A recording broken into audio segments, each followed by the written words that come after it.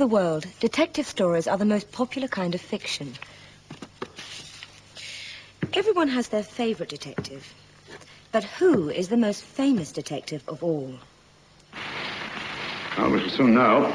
Inspector Morse. I don't think so, Watson. I think it's Sherlock Holmes. Yes, Sherlock Holmes. Well, Sherlock Holmes. I think Sherlock Holmes. Absolutely Sherlock Holmes. Is he? Is he? No, he is. The Sherlock Holmes stories are famous everywhere, and it's the character of Holmes that makes them so popular. So, what sort of man was he? Everybody knows what he looked like. He was tall and thin, with a long nose and sharp eyes. He smoked a pipe and carried a magnifying glass, and he wore a deerstalker hat. Although he is a fictional character, Sherlock Holmes had a real address, 221B Baker Street in London.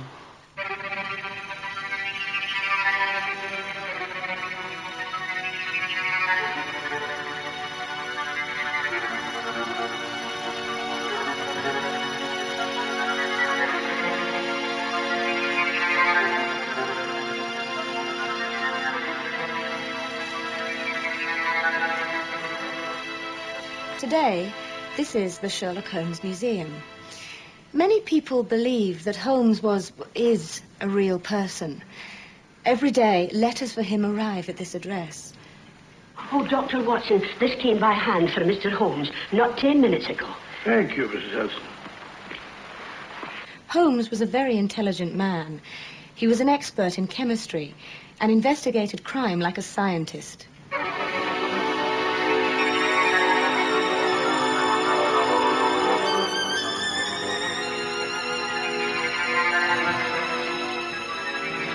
He never came in through those French windows. The mud from the garden he brought in on his boots. That wasn't very difficult, was it? What I meant, my dear fellow. Sherlock Holmes had many other abilities, too. He was strong and athletic. He was a good boxer, and he was a master of disguise. He was also a superb violinist. In fact, he was the original Superman.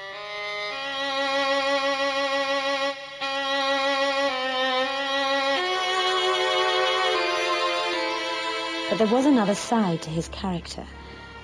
Although he was very clever and successful, Holmes was a rather sad person.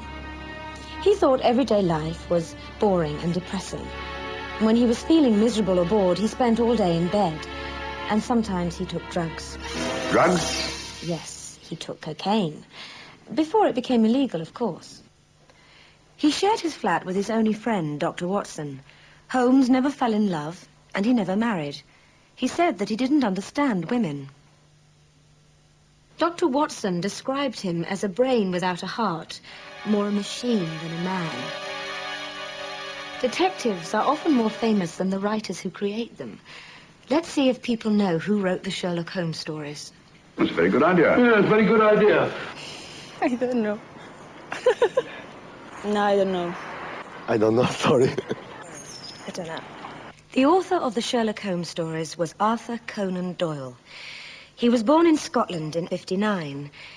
He was a doctor, and he wrote detective stories in his spare time. Conan Doyle wrote 26 Sherlock Holmes stories between 1887 and 1895. Then he decided to kill off his hero. Holmes' greatest enemy was Professor Moriarty. Oh, Professor Moriarty. Not to what am I indebted for the pleasure of this visit. At the end of the story, called The Final Problem, Holmes and Moriarty fall into the Reichenbach Falls in Switzerland. But the Sherlock Holmes stories were very, very popular. Readers were very upset. Conan Doyle didn't like the Sherlock Holmes stories very much. He didn't think they were serious, and he wanted to write historical novels. But public pressure was too great, and he had to bring Holmes back to life. Conan Doyle continued writing stories about his detective hero for another 25 years. I wonder if Sherlock Holmes will still be famous 100 years from now, and will people still write to him? Well, it's possible, quite possible.